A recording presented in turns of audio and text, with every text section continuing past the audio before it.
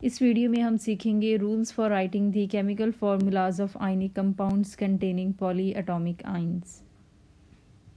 Basically हम इस video में ऐसे आयनिक कंपाउंड्स देखेंगे जिनमें पॉली एटॉमिक आइंस प्रेजेंट होते हैं।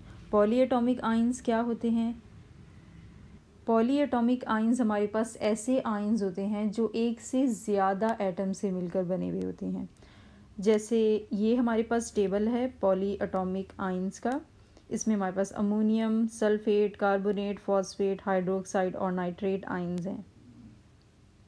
अगर हम अमोनियम आयन की एग्जांपल लें तो ये पॉली एटॉमिक कैटाइन है। ये एक नाइट्रोजन और 4 हाइड्रोजन एटम से मिलकर बना हुआ है और ओवरऑल इसके ऊपर +1 चार्ज है।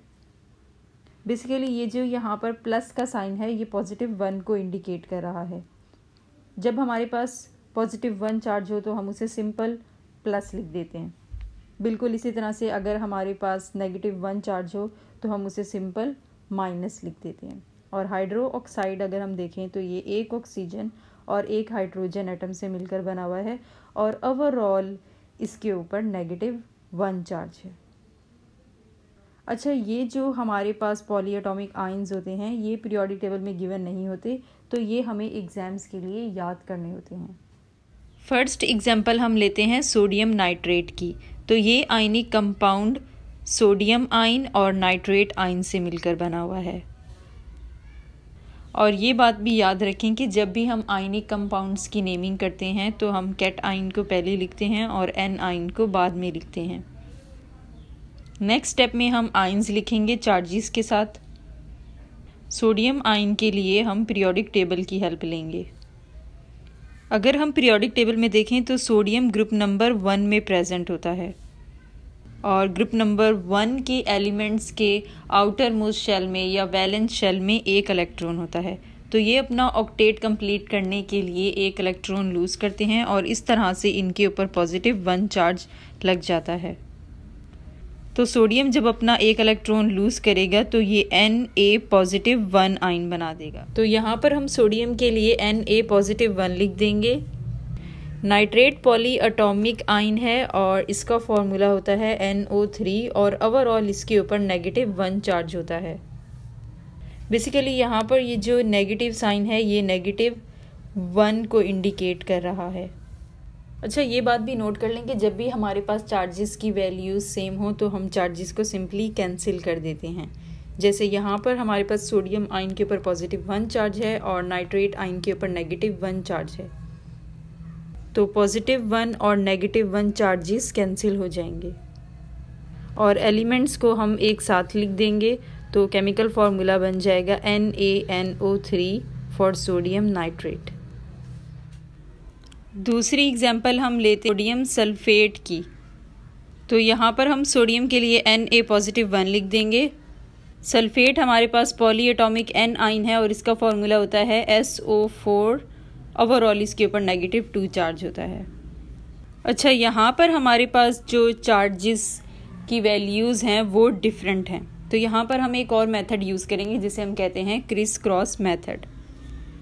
इस मेथड के अकॉर्डिंग हम सल्फेट के चार्ज को सोडियम के सबस्क्रिप्ट पे लिखेंगे और सोडियम के चार्ज को सल्फेट के सबस्क्रिप्ट पे लिखेंगे, लेकिन पॉजिटिव और नेगेटिव साइन को हम नहीं लिखेंगे।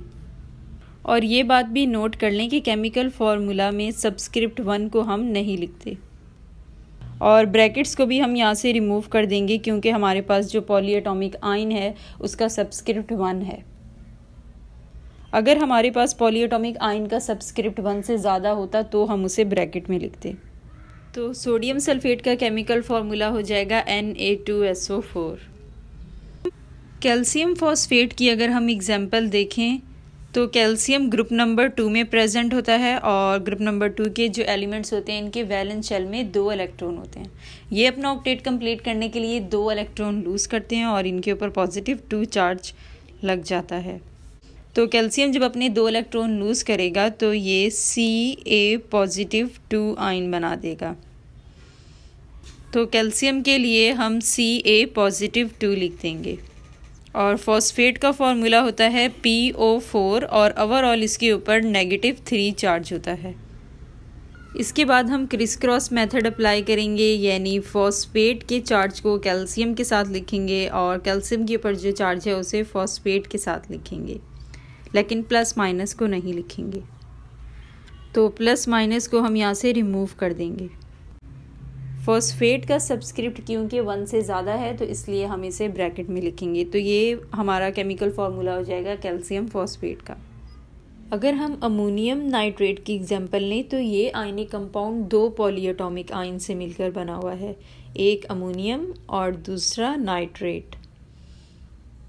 अमोनियम आयन के ऊपर +1 चार्ज है और नाइट्रेट आयन के ऊपर -1 चार्ज। क्योंकि यहाँ पर दोनों चार्जेस की वैल्यूज सेम है तो हम इन्हें कैंसिल कर देंगे और एलिमेंट्स को एक साथ लिख देंगे। तो अमोनियम नाइट्रेट का फॉर्मूला होगा NH4NO3। अगर अमोनियम सल्फेट की एग्जांपल लेते हैं तो अमोनियम के ऊपर +1 चार्ज है और सल्फेट के ऊपर -2 चार्ज है, यानी यहाँ पर हमारे पास जो आयन्स हैं उनके ऊपर जो चार्जेस हैं उनकी वैल्यूज़ डिफरेंट हैं। अमोनियम के चार्ज को सल्फेट के सबस्क्रिप्ट पे लिखेंगे और सल्फेट के चार्ज को अमोनियम के सबस्क्रिप्ट पे लिखेंगे, और पॉजिटिव और नेगेटिव साइन को भी हम नहीं लिखेंगे और इन्हें यहाँ से रिमूव कर देंगे। अच्छा, यहाँ पर हमारे पास सल्फेट का सबस्क्रिप्ट 1 है तो इसे हम ब्रैकेट में नहीं लिखेंगे और इसे सिंपल SO4 लिख देंगे। तो अमोनियम सल्फेट का केमिकल फार्मूला होगा NH4 यानी इस आयनिक कंपाउंड में हमारे पास 2 अमोनियम आयन्स होंगे और एक सल्फेट आयन होगा।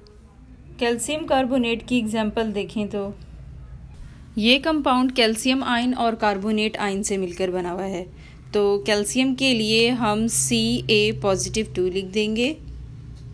कार्बोनेट का फॉर्मूला होता है CO3 और ओवरऑल इसके ऊपर -2 चार्ज होता है। अच्छा, यहाँ पर भी हमारे पास चार्जेस की वैल्यूज़ सेम हैं तो हम इन वैल्यूज़ को सिंपल कैंसिल कर देंगे और एलिमेंट्स को एक साथ लिख देंगे। तो कैल्शियम कार्बोनेट का फॉर्मूला होगा CaCO3।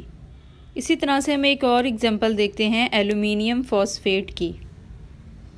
ये कंपाउंड एल्युमिनियम आयन और फॉस्फेट आयन से मिलकर बना हुआ है। अगर हम पीरियोडिक टेबल में देखें तो एल्युमिनियम ग्रुप नंबर 3 में प्रेजेंट होता है और ग्रुप नंबर 3 के जो एलिमेंट्स होते हैं इनके वैलेंस शेल में 3 इलेक्ट्रॉन होते हैं। तो ये अपना ऑक्टेट कंप्लीट करने के लिए 3 इलेक्ट्रॉन लूज करते हैं और इस तरह से इनके ऊपर +3 चार्ज आ जाता है। एल्युमिनियम अपने 3 इलेक्ट्रॉन लूज करने पर Al+3 आयन बना देगा। तो एल्युमिनियम के लिए हम Al+3 लिख देंगे। फॉस्फेट पॉलीएटॉमिक आयन है और इसका फॉर्मूला होता है PO4 और ओवरऑल इसके ऊपर -3 चार्ज होता है। अच्छा, यहाँ पर भी हमारे पास चार्जेस की वैल्यूज सेम हैं तो इसे हम सिंपली कैंसिल कर देंगे और एलिमेंट्स को एक साथ लिख देंगे। तो एल्युमिनियम फॉस्फेट का फॉर्मूला हो जाएगा AlPO4। तो ये था आज का हमारा टॉपिक। आई होप कि आपको ये समझ में आया होगा, और अगर आप मेरे चैनल पे न्यू हैं या आप इस वीडियो पे फर्स्ट टाइम आए हैं तो प्लीज़ मेरे चैनल को सब्सक्राइब कीजिए and keep supporting. Thanks for watching.